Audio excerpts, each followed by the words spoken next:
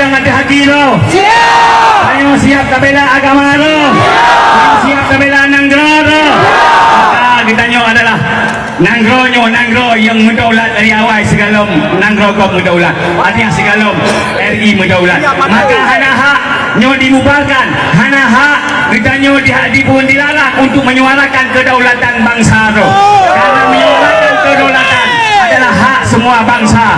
Menyuarakan kedaulatan adalah hak di Bandung, dibiarkan oleh undang-undang, baik undang-undang nasional atau undang-undang internasional.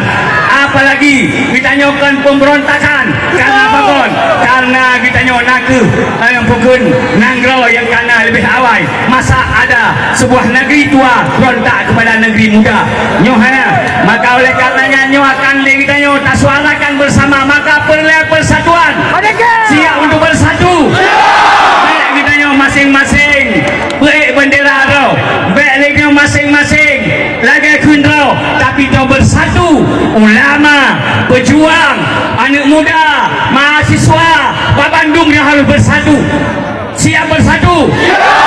Janji para ulama, para tengku, para guru-guru kamu, para pimpinan daya, para mubalik, mari bersatu.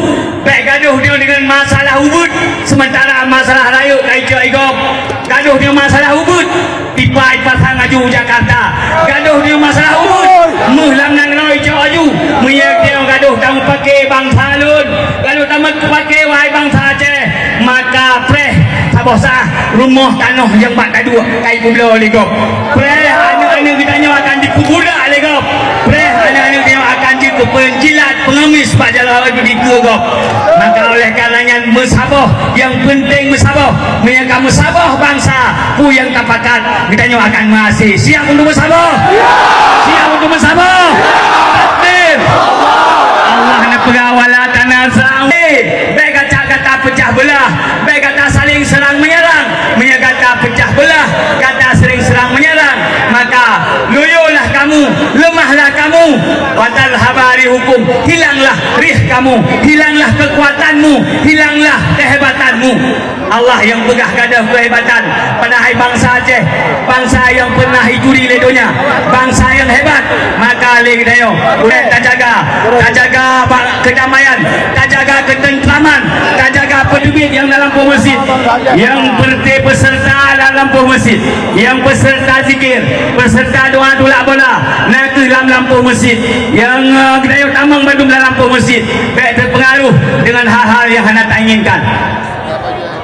Ulusi Tuhan yang Tuhan muliakan, siapnya bersatu. Maka siap bersatu.